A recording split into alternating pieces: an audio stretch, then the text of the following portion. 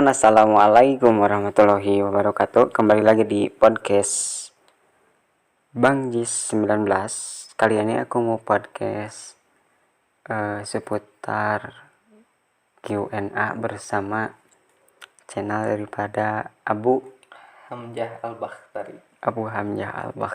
Jadi buat kalian yang belum subscribe ke channel Abu Hamzah Al-Bakhtari, boleh di subscribe, dibantu, nanti saya cantumin link YouTube-nya di deskripsi.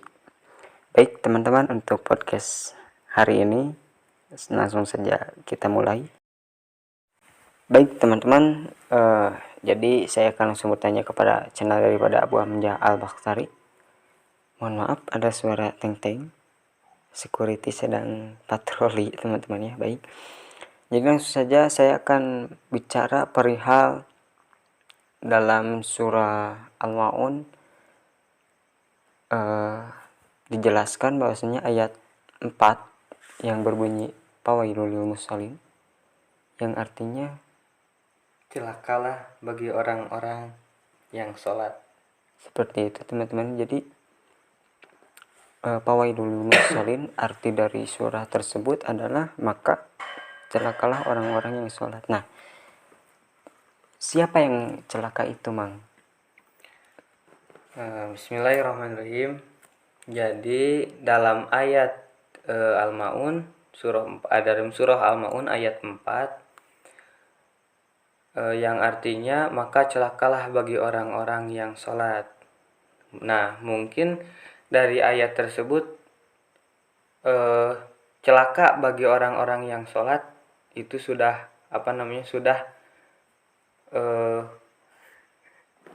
sudah celaka bagi orang-orang yang sholat yang mana gitu ya, yaitu adalah orang-orang yang suka melalaikan sholat atau sudah menjadi kebiasaan dalam dirinya, dalam kehidupannya melalaikan sebuah perintah Allah ya, salah satunya itu sholat. Kata Atta Ibnu Dinar mengatakan bahwa segala puji bagi Allah yang telah mengatakan dalam firman-Nya yang lalai dari sholatnya. Al-Ma'un ayat 5 ya. Dan tidak disebutkan yang lalai dalam sholatnya, tapi yang disebutkan itu maka celakalah bagi orang-orang yang sholat. Baik, jadi di surah Al-Ma'un itu sudah jelas, patut kita percaya karena Allah yang berbicara. Iya. Fawailul lil musallin, maka celakalah orang yang sholat. Dan dalam arti kelanjutan dari surah Al-Ma'un itu, dari fawailul lil musallin itu yang arti kemudian di ayat 5-nya, maka celakalah orang yang sholat. Celaka orang yang sholat itu yang melalaikan sholatnya, itu yang berbunyinya seperti apa, Mang? Berbunyi dari arti tersebut. Ya, mungkin menurut pendapat saya gitu ya, dari celaka orang-orang yang sholat itu adalah orang-orang yang ketika Allah memanggil dalam lantunan adzan ya, memanggil kita supaya ingat terhadap Allah Subhanahu wa taala, lalu kita menunaikan mengambil air wudhu, lalu kita berinjak atau berangkat ke tempat sholat, yaitu dalam kurung ya, kalau di dalam kurung masjid. Nah, ketika itu adalah salah satu Allah memanggil kita untuk mendekatkan diri kepada Allah. Namun dalam ayat ini yang disebutkan celakalah bagi orang-orang yang sholat, bukan orang-orang yang sholat seperti itu, tapi orang-orang yang ketika Allah panggil kepada seluruh manusia. Nah, ketika Allah panggil itu, mereka biarlah nanti juga masih panjang waktunya ya. Masih beberapa jam gitu. Ketika sudah mau sampai waktu sholatnya akhir, dia baru sholat. Nah, itu adalah sebuah Melalaikan. Melalaikan atau sebuah pekerjaan yang sangat fatal gitu. Seperti itu. Jadi yang celaka dalam sholat itu dia yang menunda-nunda sholat seperti itu. Ya, seperti itu.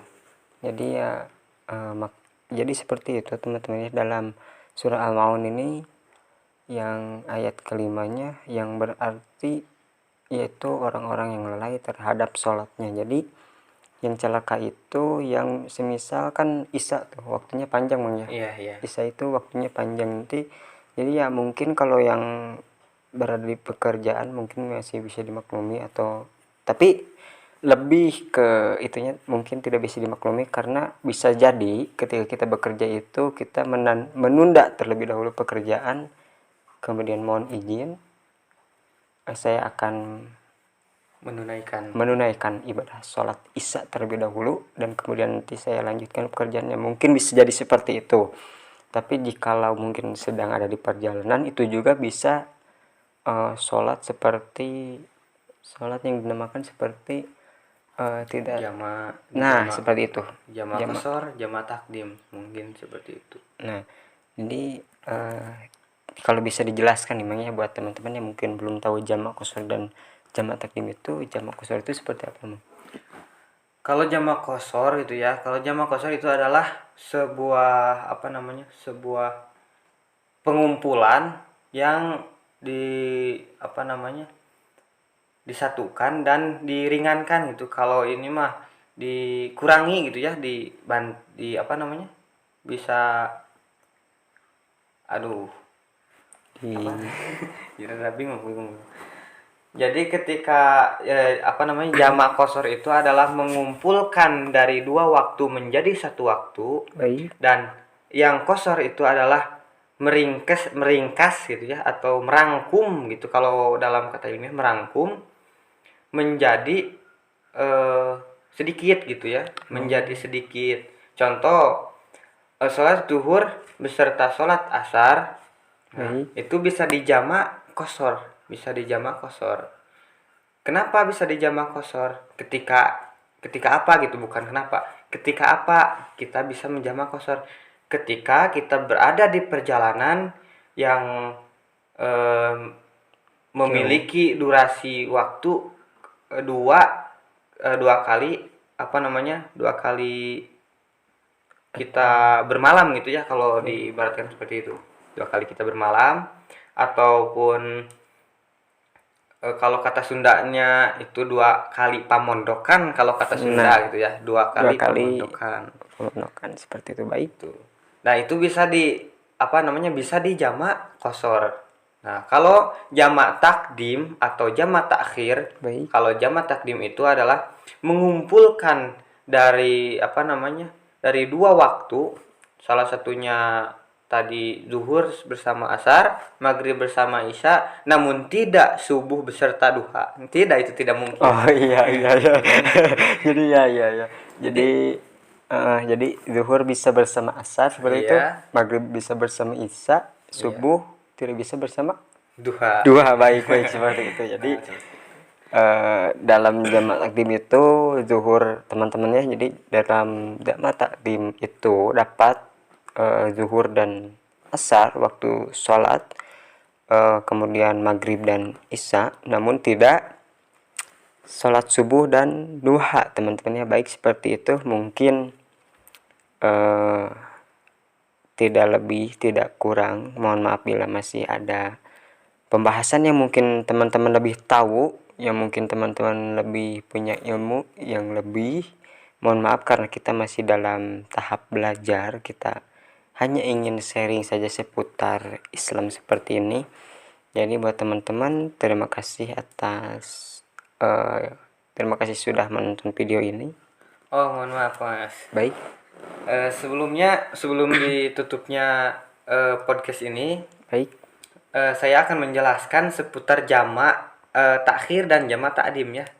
Yang tadi baru baru luarnya aja gitu ya, baru wadah gitu. Kalau di Sunda mah wadahna hungkul muncul wadahnya saja itu. Jadi wadahnya hungkul itu wadahnya saja, seperti itu teman-teman. Seperti itu. Jadi jamak takdim itu adalah pengumpulan dari 2 waktu itu kedepankan atau diawalkan gitu ya. pengumpulan dua waktu yang diawalkan. Dan di manakah niatnya untuk kita bisa menjamak takdim? Ya, ketika kita sudah mendengar lantunan adzan dan kita sedang berada di perjalanan, mungkin perjalanan itu kita tidak bisa berhenti. Baik. Karena apa? Karena kita contohnya sedang sedang berada di dalam posisi mobil umum gitu ya. Kalau di Sunda mah gitu biasanya elep. Ya, Baik, kalau baik. di Sunda mah itu, Iya. itu adalah angkutan umum khusus dari kampung ke kota biasanya gitu. Ya, baik. Nah, ketika kita tidak bisa berhenti, supir itu tidak bisa dihentikan oleh kita. Nah, kita mulai niat dari sana. Pas kita mendengar suara azan, nah mulai niat kita akan menjama takdim atau diawalkan sholatnya ketika mungkin tadi saya salah gitu ya. Yang kalau dia kalau kita tidak bisa berhenti itu namanya jamak takhir ya. Mohon maaf. Oh, Nah, baik. kalau kita jamak takhir tetap niat itu pasti di awal. Ketika kita mendengar adzan di waktu duhur, ketika kita menginginkan jamak takhir, nah disitulah kita berniat. Namun sholatnya bisa nanti di asar atau kalau maghrib sama isya di isya, bisa gitu ya. Oh, baik, seperti itu. Kalau jamak takdim sebelum kita berangkat, contohnya sebelum kita berangkat sebelum kita berangkat bepergian, nah sudah masuk waktu sholat. Nah, dan kita itu memikirkan bahwa sampainya kita ke tujuan itu melebihi batas gitu ya, melebihi dari waktu sholat. Baik. Dan mungkin di dalam perjalanan itu kita tidak bisa berhenti. Nah, kita ambil saja jamak takdim ya, jamak takdim. Ya niatnya itu sama di awal waktu ketika kita mau mengawalkan sholat tersebut atau jamak tersebut. Baik, sholat jamak takdim. Jamak takdim, yang ini jamak takdim. Jamak takdim. Ya, Baik. jamak yang didahulukan. Jamak didahulukan, diawalkan, baik, Iya. seperti itu.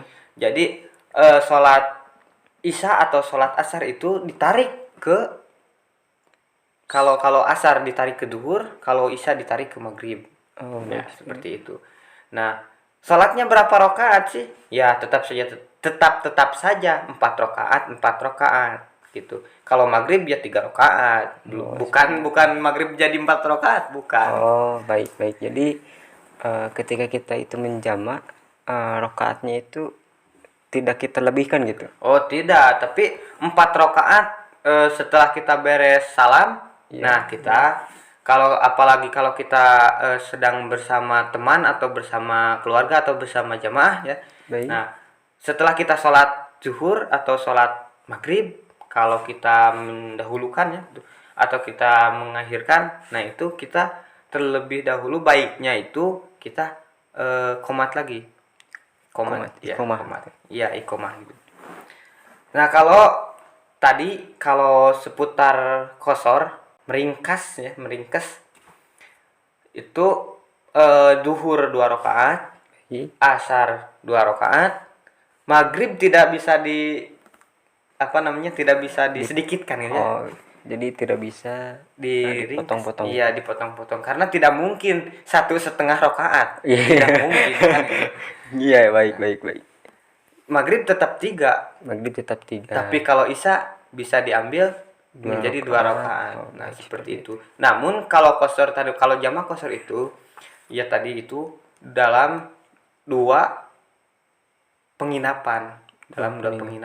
Berjalan kita itu membutuhkan waktu seperti itu, 2 penginapan ketika kita berjalan atau menaiki sebuah kendaraan gitu ya. Baik. Nah, itu disebut dengan qashar. Baik, seperti itu. Jadi buat teman-teman boleh dipahami dalam jamak takdim dan jamak qashar. Seperti itu teman-teman ya. Jadi buat teman-teman, terima kasih sebelumnya untuk channel Kang Abu Hamzah Al-Bakhtari sudah mau mampir di channel saya, sudah mau podcast di channel saya. Jadi ya untuk teman-teman seperti itu untuk podcast hari ini perihal eh, celaka orang yang sholat, siapa yang celaka itu, dan seperti apa jamak takdim dan jamak qusur itu teman-teman bisa pahami, teman-teman bisa maknai dalam pembahasan tadi. Terima kasih, syukron.